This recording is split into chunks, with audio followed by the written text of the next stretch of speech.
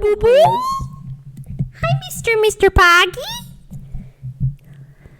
Hi, baby. You want me to put my legs down? Ready? He likes a certain position. Oh, yeah, you might want to... You better move out of here, Boo Boo. Oh, hey, Poggy. Poggy Pog. You disturbed his... I know. Oh, my God. What's happening back there? Okay, bye. It's about to be chaos. Oh, God. Lucky almost last. Yes. All right. So, this next one. It's long. So, strap in. It's long? Yeah. Also, bit heavy. So, gonna pop a few trigger warnings on there. Oh, shit. For, a lot of death. So basically it's a person's recounting of their experience in a mass shooting.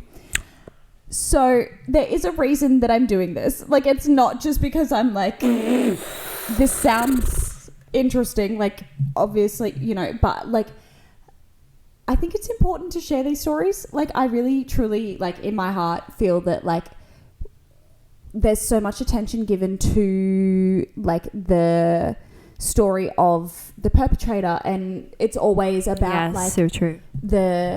We hear all about the serial killer or the whatever or the mass shooter, but like to actually hear like the story of someone who was there, like, and I heard this one and I read this one and I was like, I actually cried the first time I read it. So sorry guys, but I'm doing it because I think it's important. Like, I really, especially with the state of the world at the moment, like, things are crazy and it's important to get these sort of stories out there as well as, like, you know, all the other ones, you know? Yeah. Okay. So let me have a sip of my wine first. Okay. This one is, I survived a mass shooting at a movie theatre. Oh. So. Yeah. So this happened to me 4 years ago. It's by far the most extreme and life-threatening situation I've been in. The eyewitness account you're about to read is 100% true and is mine. For some understanding, this happened in the United States. It was the summer of 2012. My longtime boyfriend and I had recently gotten married. Even though we were dirt poor college students and lived in a dinky apartment, we were having a blast. I love that. Yeah. That particular summer, we gathered with our friends at the local movie theatre almost every weekend. There was one just down the street from our apartment that had really cheap movie tickets. A night out that was under $10 was certainly within our budget. Fucking hell, I don't remember that. Right? When was that? Anyway, one Thursday night, I received a call from this group of friends inviting us to watch the midnight premiere of the newest Batman movie. Oh my God, I remember this. Yeah, oh my God, I remember this. Mm-hmm. I had just finished working a 12-hour shift and was pretty tired. I almost refused the invitation and thought of crashing in my apartment instead. However, I don't want to miss out on the fun, and it was a movie I wanted to see for a while anyway. Certainly, it wouldn't do any harm to stay up later than usual and miss a few hours of sleep, right? Oh my God. Mm-hmm. At 10:30 p.m, we met at the theatre. We passed large cardboard cutouts of Catwoman and Batman as we walked inside, greeted by the smell of buttery popcorn and the chatter of excited moviegoers. The ticket booth was to the right of the entrance, and just above that was an electronic list of movies being played. The 12 a.m. showing of The Dark Knight Rises was displayed up there in bright red letters. Being paranoid... I remember this. Mm-hmm. Yeah, I know. We were still in school. Yeah. So being paranoid that the tickets would sell out quickly, one of my friends swung by earlier that day and purchased tickets for all of us. We bypassed the ticket line and went straight to the ticket taker. She smiled at us and kindly directed us to Theatre 9, which was on the right side of the lobby. If only I had known what I do now, that among the crowds a killer was lurking. That as I walked across that tacky red and purple carpet towards Theatre 9, I could have been walking to my death. I think about it often now, what I would have done had I known, pulled the fire alarm, called the police, screamed for people to run away. But, of course, I had no way of knowing what was about to happen. oblivious to the peril that I was putting myself in. I pushed open the doors for Theatre 9 without giving it a second thought.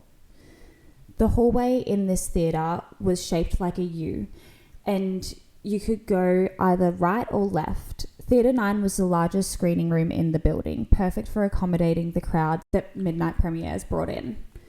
The screen was motionless and grey. Not even the previews had started yet, because there was still a good hour and a half to go until the movie actually started.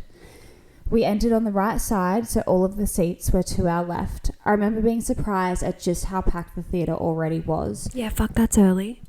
Just about every seat was filled, much to our dismay. At first, it seemed like we wouldn't find a spot to sit together. Now, the way this theatre was set up, there was a section of seats right in front of the screen. This area was flat, and there were about 5 rows of seating in this section. A lot of seats in that section were empty, but sitting right in front of the movie screen sucks. And yeah, I was going to say, no one wants to sit there because you're like this the whole time. Yeah, exactly. One of my friends then spotted a row with 5 empty seats all next to each other, perfect for the amount of people we had. These seats were about 3 to 4 rows up from where the seating rows started to elevate. We ran up the stairs before someone could take the seats and filed in. My husband, Brock, sat in the 5th seat. I sat next to him, and my friend Samantha sat next to me on my right side. Her boyfriend Tommy sat next to her, and another friend named Leo sat in the aisle seat. Oh, I feel sick. I know. We spent the next several minutes casually chatting, joking around and laughing. After a while, my 3 friends went to the lobby to buy drinks and that addicting movie theatre popcorn. While they were gone, Brock and I passed the time by people watching. The theatre was bright since the lights weren't dimmed yet, and I could see everyone clearly. There were a lot of people dressed in Batman t-shirts and hoodies. One person even had a mask and one of those shirts with an attached cape. There were a lot of kids in attendance as well, which wasn't surprising. Yeah. No. I know. This is why I have trigger warning. Like, if you need to tap out now, please do. Like, I kind of need to tap out. You can't. No, okay. Okay. No, you can't. Everyone else, if you need to tap out, no shit. Like, if you need to end the episode here, if you want to skip to the next one, like, do what you got to do. I'm not offended. Yeah, look after yourself, please. Yeah. Because for all the bullshit we spew about, you know, we hate men and we hate blah, blah, blah. It doesn't matter what gender you are, whatever. Like, we want you to look after yourself. Please keep yourself safe. Yeah. There were a lot of kids in attendance as well, which wasn't surprising because even though it was a Thursday night, it was summer vacation. So that meant no school the next day. Of all the people I saw, the person that I will never forget, it was the little girl sitting in our same row a few chairs away. I'm already crying. I know. She was really cute, blonde with blue eyes, and passed us several times on her way to the lobby, each time coming back with various snacks and popcorn. Overall, people seemed very excited to see the movie, and the room was filled with energy and laughter. After what seemed like an eternity of waiting, the lights started to dim and the previews began. Just like every movie I've seen before, a quick animation flashed across the screen, reminding us to get refreshments from the lobby. We were already devouring that popcorn like ravenous animals. It is so good. It's so good. Especially American cinema popcorn. Yeah, movie theatre popcorn just hits different. To silence our cell phones and to make sure we know where the emergency exits are. The animation had this ugly CGI cat in a tuxedo that was sitting in a movie theatre. Monkey. I know. I casually glanced at the bright green emergency exit signs that were on the left and right sides of the movie screen. I didn't think much of the reminder like usual. After that, I only remember one preview of The Man of Steel. The others, I'm not sure what they were about. When the movie started, the theatre erupted into cheering and clapping. The title of the movie, The Dark Knight Rises, exploded onto the screen. This was followed by the scene where Bane was hijacking a plane. I thought this scene was pretty cool and it caught my interest right away. Only when the movie started to get a little less interesting did I remember how tired I was. I decided I would close my eyes at the more boring parts to get a little bit of rest. I'd been awake for 20 hours at that point. Yeah, girl, have a nap. Yeah, right. You deserve it, queen. I was rightfully sleepy. My eyes were closed for most of the duration of Batman and Catwoman's encounter. I don't really remember what was going on in that part of the movie. Perhaps some of you have seen it and know what I'm talking about. Anyway, when I opened my eyes again, Bruce Wayne was on his computer digging up information on Catwoman. This is the last scene I saw. I never got to watch the rest of the movie. All of a sudden, a loud bang erupted from the left side of the theatre. I sort of screamed a little because it startled me. A strange smell started to fill the auditorium. It was like the smell of a firework. So I thought it was a cherry bomb or something similar. I don't know what that is, do you? Yeah, it's like a little firework kind of thing. Oh, okay. Yeah. Had someone thrown fireworks into the crowd as a prank. Then, down near the right side of the movie screen, the dark silhouette of a person caught my attention.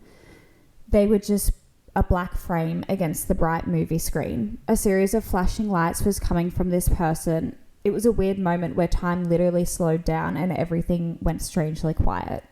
I was completely frozen, unable to move, and really unable to think at all. It was like my brain had stopped working entirely. Brock caught on immediately to what was happening, and he grabbed me, he pulled me to the ground and lay on top of me, shielding me with his own body. At this point in time, sound returned to me. I could hear the gunshots ringing out across the theatre. People were screaming. The movie was still playing on top of it all, creating a chaotic explosion of sound. I realised the flashing lights I had seen were bullets flying out of a gun barrel. An instant sensation of adrenaline flooded my body. There was absolutely nothing I could do except lay there and hope to God that the bullets I heard ripping through seats and walls wouldn't go through me too. At one point, shrapnel hit my head, cutting off a good chunk of my hair, and as I reached for the spot to make sure it wasn't bleeding, hot pieces of metal fell into my hand. I was laying face up so I could see everything that was happening. The lights from the still playing movie danced across the ceiling and walls. My friends were on the floor with me. Our unfinished bucket of popcorn was spilled all across the floor. Leo had his legs sticking out into the aisle because there wasn't enough room for him to hide completely behind the seats.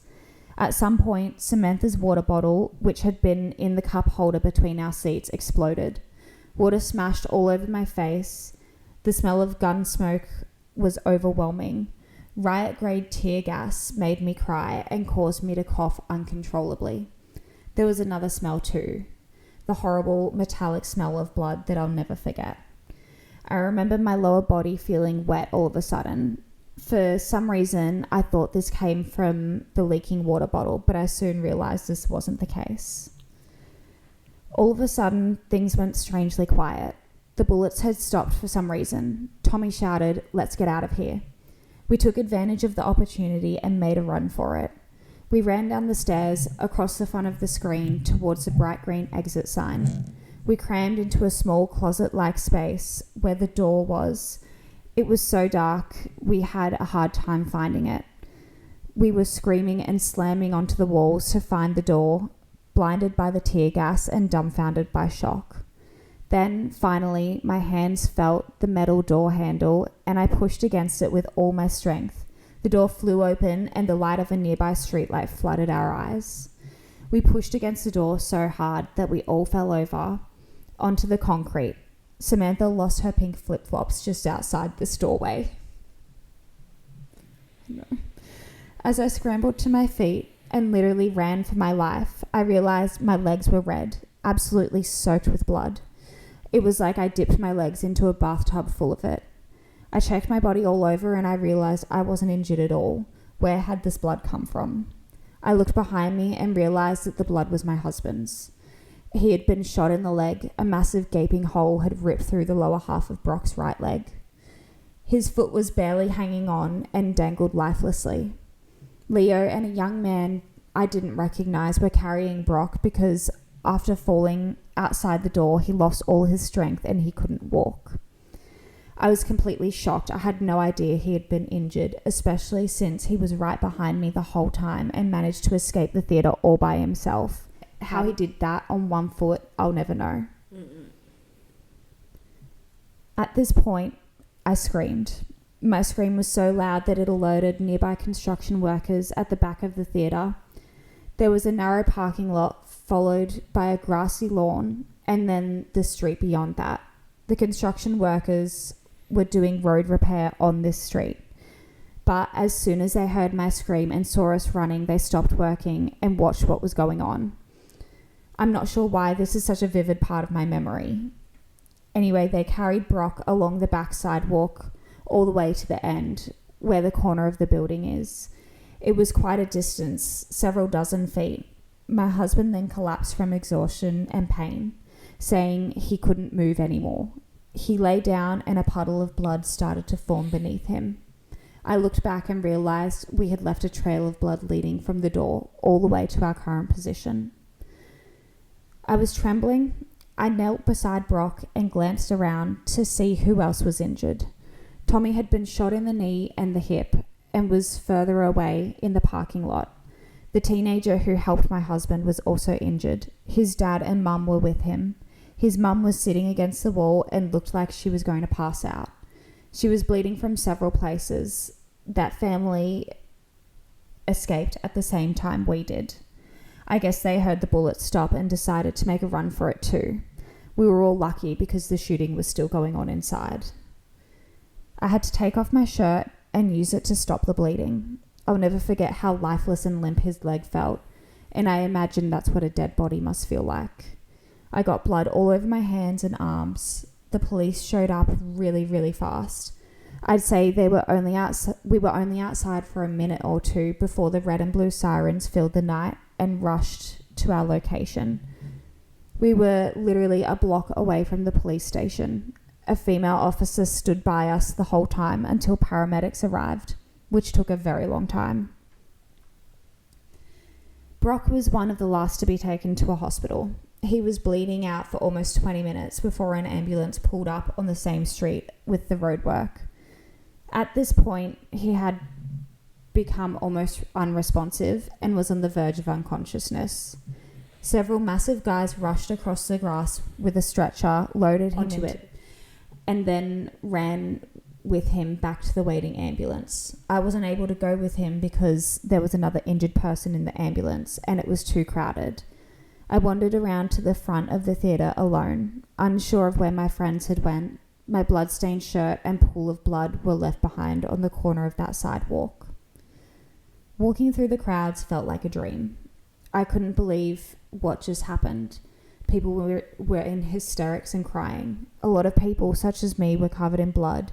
And like me, I'm pretty sure the blood staining their skin and clothes wasn't their own. A lot of people seemed to notice how lonely and dazed I looked. So they kept me company and even offered me a ride to different hospitals to find Brock, because I hadn't been told what hospital he was taken to. I hung around these people for a while as police swarmed the area and asked us what we saw inside the theatre. The whole parking lot was on lockdown and we weren't going to be allowed to leave anytime soon. It was around 2 a.m, so it was very dark outside still, and it was pretty cold, wearing only an undershirt and shorts.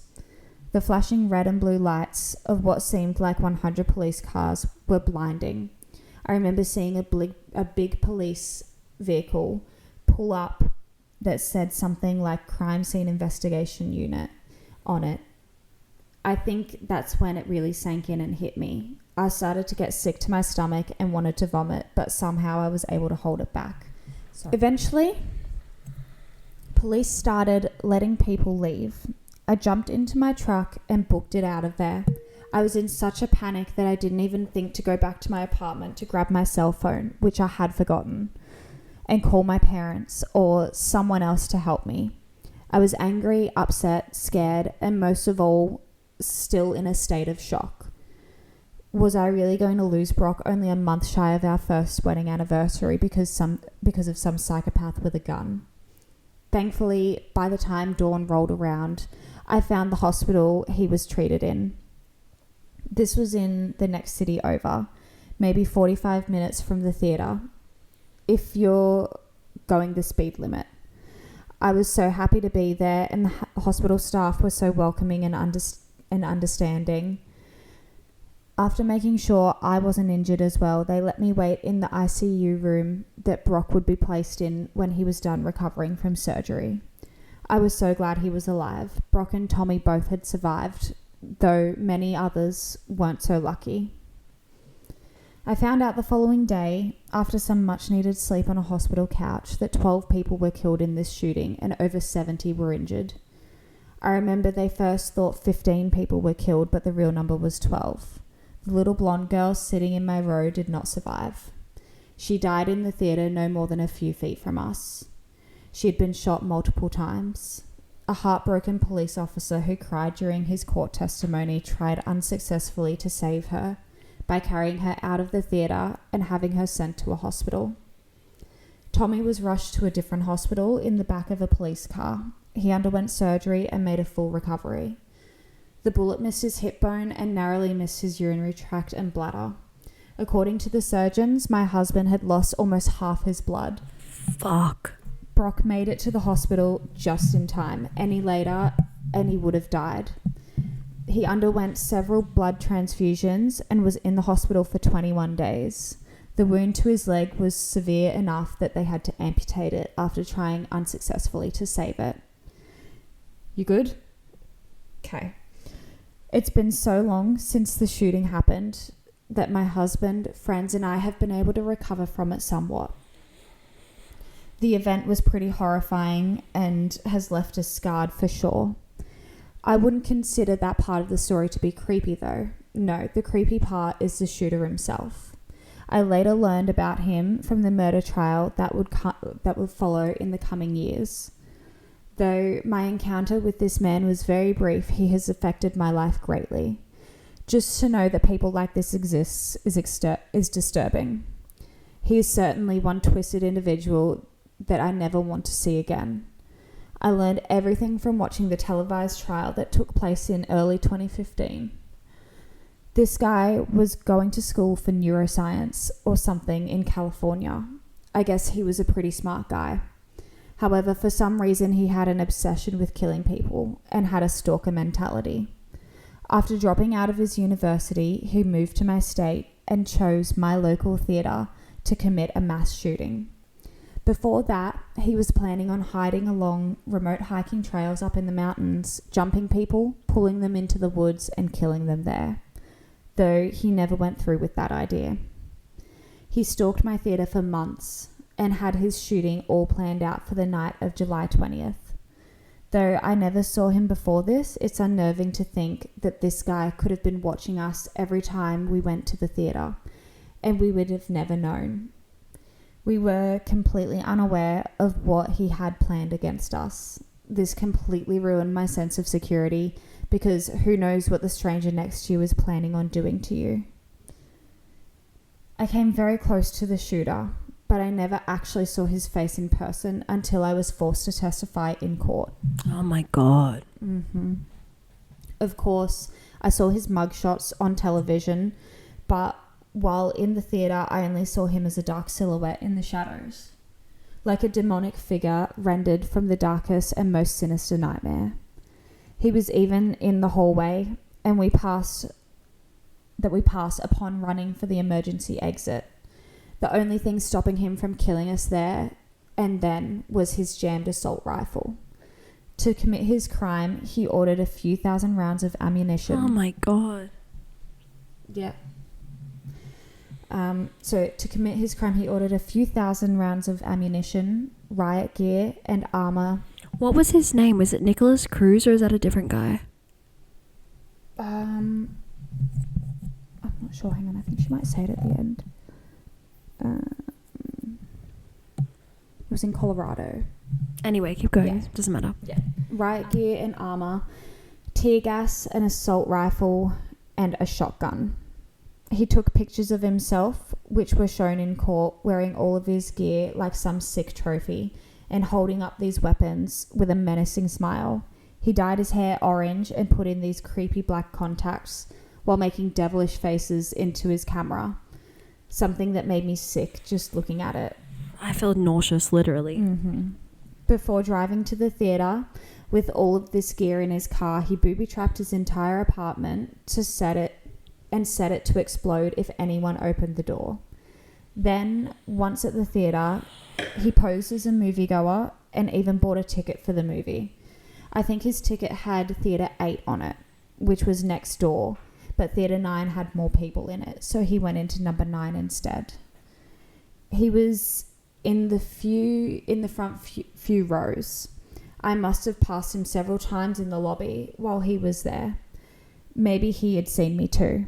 At some point during the movie, he got up and went through the side exit, which didn't have an alarm for some reason, kept it propped open with something, then went to his car to put on all of his armor and grabbed his weapons. Then he came back inside and started shooting. When we escaped the theatre, we ran past his white car, which was parked right at the exit. We didn't even notice it. At some point, he came outside and he would have seen us there on the concrete. I don't know what stopped him from shooting people that were outside too, but he could have easily ended us there and then if he wanted to. I think the hardest part for me was facing this twisted individual in court. I'll never forget rising as they called my name. Oh my God, I don't know how you'd do that. I know. She's a very brave, strong person. Walking down the centre row, past my family, other survivors and crowds of news-hungry media personnel. I sat right across from him, maybe only 10 feet away. While his orange hair was gone and he wasn't wearing black contacts, being so close to him was a creepy and uncomfortable experience. My encounters with this man are certainly ones I will never forget. I can now say that I've come face to face with a true deranged psychopath. He just had this blank stare in his eyes the whole time. If eyes truly are the windows to the soul, then his soul was filled with nothing. Yeah, shark eyes. Yeah.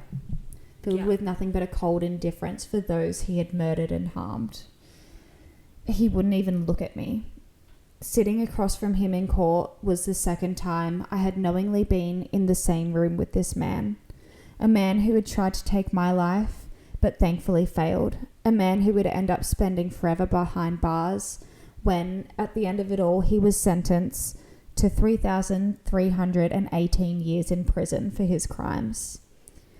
This is to the man who tried to kill me, to the man who has caused countless nightmares and fueled the fires of my paranoia, the man who hurt my friends and family, causing years of untold grief for my husband because he will never walk the same again, the man who stole the innocence and joy from a 6-year-old child who went into that theatre alive and came out dead, to the man who carried out the worst mass shooting in Colorado history. Let's not meet again, ever. I hope you rot in prison. That's... Yeah, wow. Yeah. But it's important. It is. For people to hear. It is. What can I say to that? I've got no...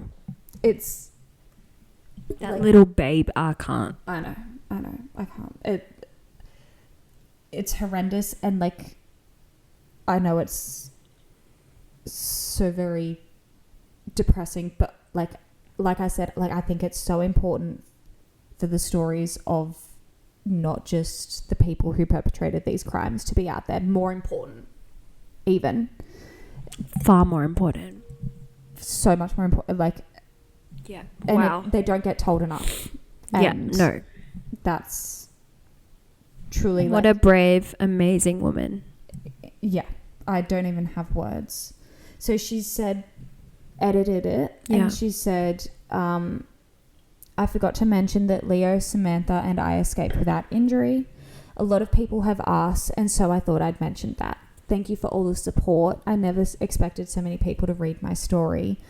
And thanks to all the anonymous gold givers. And then she said, no, I will not be giving any more information about my identity for obvious reasons. I provided proof to the moderators, and I don't think it's necessary to share that info with everyone else. I have photos of my husband's injury, though I will not likely post them here for his privacy and for the graphic nature of the photo. So, Wow. Yeah. I just don't know how somebody I guess I'm like thinking of it from like a mental illness perspective. I'm like trying to be empathetic about it in some way. Like I'm like, how does somebody get so mentally ill that you're like, but I've never wanted to hurt somebody. I just don't. Yeah. Which is why I guess you can't understand psychopaths or sociopaths or whatever. No. Fuck him. Yeah, fuck him. Beep. Excuse me, ma'am. Show the camera. Look at our girl. Let me move my wine. Hi, booby. You're gonna have to move. Pee-pee coon? Well, I can sit on the edge. I'll share the seat with you. Pee-pee coon. Alrighty. You wanna read, Baba? Are you reading now? Are you the host? I love you. No. Okay. So, we are going to wrap up with... Yeah, we're going to start. We're going to end on a lighter note, right? Yes. Can you still see you in the camera? I don't know. Can you? You tell me. Do you want to sit in the middle? Yeah, maybe that'd be better. Okay, I'll hold the computer. Okay, thank you. Penelope, you could just move, dude. She's like, no thank you, I'm good here. Finishing off on a lighter note. Furry heroes. Yep. Wait, what is it? Animals who are heroes. Furry heroes, I like to call them. They're like you, boo-boo? Are you a hero? She's like, I'm a fucking star. She truly is. Okay, so this one is titled, My Dog's a Good Boy. So it says, okay. No. Okay, I should start this story by giving a bit of background so that you understand the situation a bit better. I, a 4'9", 16 female at the time, had 2 dogs who were brothers from the same litter. Now, being boxers, they were relatively big and quite protective. What are boxers? When need be. They're the big ones that are like, they kind of look stripy. They've got like kind of smooshy faces, but not like. Oh, I think I know what you're talking about. Okay. Okay. So Vince was longer, much taller than his brother. Vince! Yeah. And I know. And he's usually the kind to sleep through a hurricane if we had one. His brother Maury was shorter but more muscled and stronger. Usually these two were with me 24/7 as my mother used to work a lot and I was usually alone most of the day. Sometimes even until after dark. This never really bothered me. I'd been left alone at home like this since I was 11. It never struck me that I had a reason to be worried. One day that my mum was working later, I was doing some household chores, feeding the dogs, doing dishes, stuff like that. I continued doing what I always had, a routine of tidying the house I had done every day for years. Damn, that's a good 11-year-old. I know, right? When I was at 11, I was trying to lick my elbow. Yeah, you were licking your elbow. Yeah, I was trying. Never quite got there. As I went to take the trash out of the bin, I started walking towards the door when Maury stepped in front of me. I tried moving around him, telling him to get out of my way and sort, but he refused to budge. This was certainly odd, and looking back on it now, a few years later, I realised that he was probably trying to stop me from walking outside. We continued like this for a few moments, me trying to get past him and him, of course, never moving from his spot. He was quite heavy as a big dog. It was difficult to lift him and even harder to get him away from something. Now, in the time we had been going back and forth with this interaction, Vince stayed happily asleep on his dog bed. Vince. Buddy. I should note that from my kitchen, you can see the living room and bathroom. Usually we use the side door from the kitchen to enter/exit the house, since it attached to the carport. After a couple more minutes, I heard something I hadn't expected when I made one last desperate attempt to move Maury from his spot. He growled, which wasn't unusual as he had growled plenty in his life. What was unusual that he growled at me. He had never done that before, not once, but for that reason and that reason alone, I decided not to take the trash out that night. I simply tossed it in another room and left it be. Good boy. A short time passed, maybe a half hour or so. I had gotten settled into my chair and to watch some movie while I waited for my mum to come home. While I was watching the movie, I suddenly heard a quiet knock at the side door. As I mentioned earlier, you can clearly see the living room from the kitchen, so I heard the knock pretty well. It was already after dark, so I figured it was just my mother, and she had somehow forgot her keys. I got up, went into the kitchen, and out of the corner of my eye, I saw the hook near the door. The keys weren't there. To some people, that's not a big deal, but to me, it meant that the person knocking on my door was in fact not my mother. Yeah, of course. Yeah. My mum is a bit of a routine-obsessed person, so if she actually had forgotten her keys, they would always be on the hook. I took a breath, preparing myself to just not answer the door, or if they didn't leave, to just tell them I wasn't interested in whatever was happening and that they should leave. Thinking about it At now, 11, that's scary. I know, right? Thinking about it now, I really wish I hadn't even looked out the window on the door. I wish I had just sat back down, called my mum, and stayed out of sight. But of course, I walked in front of the door and immediately came face to face with a figure on the other side of the window. Now, it was really dark with just my neighbour's light shining from his porch, so I could only make out a couple things on this guy.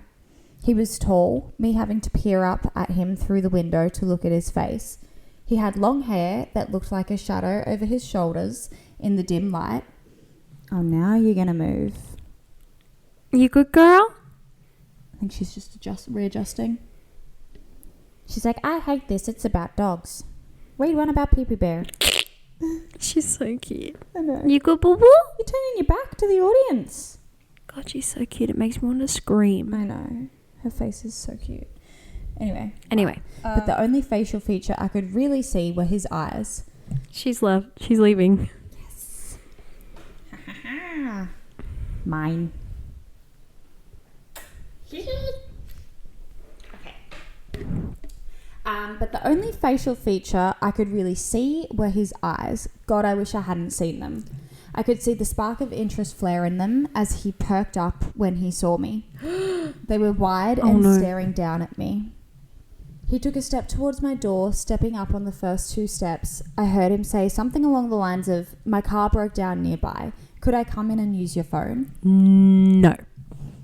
Yep. Immediately, I thought of every bad thing that I had ever heard happening to a teenager home alone. That's so smart at 11. I'd be like, okay, come in. Oh, no. She's good. She's a smart girl. And tried to compose my nerves. I'm not sure what it was, but something told me not to trust this man standing on the other side of my door. I shouted back a quick no and an apology, hoping he was telling the truth and would just go to the next house. Yeah, because no man would see an 11-year-old child and go, did she bite you? Yep. Penelope's down there. She's a little bit chompy. She's only still a kitten, but she's a pipperana. That's for sure. Mm-hmm. Surely any man would see an 11-year-old child and go, sorry, sweetheart, like, you know, just shut the door, lock the door, you know, like. Yeah. Any adult. 100%. Any rational adult would just go like, sorry. Oh, I'm so sorry. You know, I'm just going to head over there. Or go, is your mum home? You know, or something. I don't know. Something. No, you wouldn't just be like, oh, can I come in and use your phone? Like, what? No way. No way. Even like as a woman, I wouldn't do that. No, not at all. Anyway, continue. Okay. But he didn't. Instead, he simply said it again, quite a bit louder. I thought for a quick moment he hadn't heard me. But then again, I know now that he most likely had. Just fell on my microphone. So I instead became a bit more confident. I'm sorry, I can't help you. Go to the next house. Good girl. Good girl. Mm-hmm. For a moment, he paused as if contemplating what to do. Then he knocked again, louder than the first time I'd heard it. You're not fucking hear me, bro. Right? Literally. My heart rate increased as I stared at him. when I didn't react, he started to loudly bang against the door. Oh my gosh, she must have been so scared. I know. I took a step back, praying to whatever God that he would either leave or my mum would be home early. Aww. I was usually a quiet girl, but my mum was a badass redneck with a raptor knife. Hell yeah, mum. Yeah. Fuck yeah, mum. Yeah. I know. Like, yeah. He started to bang on the glass. After a moment, my mind racing 1,000 miles an hour. Should I hide, run? My phone was in the other room, and I was scared to take my eyes off the guy. I was sure he would break through the glass. The banging was vibrating my eardrums, and apparently it was vibrating Maury's too. I saw him creeping up past the doorway, bending his head, teeth bared. He started to bark loudly. The guy stopped a moment, trying to see into the window at the floor where Maury stood.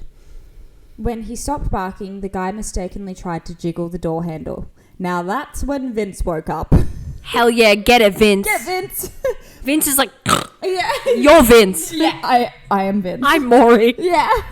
I swear to God, for a dog that was dead asleep 5 seconds prior, I'd never seen him move that fast, ever. Puppy. I know. In only 2 seconds, Vince had his paws up on the door, growling like a hellhound at the devil's son. Yes, Vince. At this man outside my home. The guy jumped, fell back, and bolted. I heard him say something as he started to run and saw another shadow. More than one person. Fuck off. Mm-hmm. My mum came home shortly after I had sprinted across my carport to my neighbour's. We called the police after I explained what had happened, and my neighbour had dragged his shotgun out before they Fuck even yeah, got the there. neighbour. I know. He had insisted on looking for the guy. Okay, but I love the neighbour. I love know. the dogs. I love the mum. I know. Obsessed with them all. It's giving Texas. I don't give a fuck. Vigilante justice forever. Oh, 100%. I'm on board. I'm so on board. On board. So the police had said someone tried to pick the lock on my front door, but there was a lot of stuff in front of it and it was really old, so it didn't open anymore. I went to bed that night uneasy and so very thankful I had 2 dogs who were not only strong and big, but one that was vigilant and one that could practically kill you if you let him. Puppies. Okay. Well, that was our second episode. Thank you for hanging out with us. Thank you. We hope you had like a nice, cozy night, like you're hanging with your best friends, because we hope that's what we are to you. Yeah. We love you. Mm-hmm. And sorry if Hannah made you cry with her pickings. Yeah, sorry about that. Go do some self-care. Yes. Take care of yourself. Maybe take a bath. It's too late for me to get a bath. I love baths. Oh, me too. Anyway, we love you so much, and we'll see you next week for episode 3. Bye. Thank you. Bye. Love you.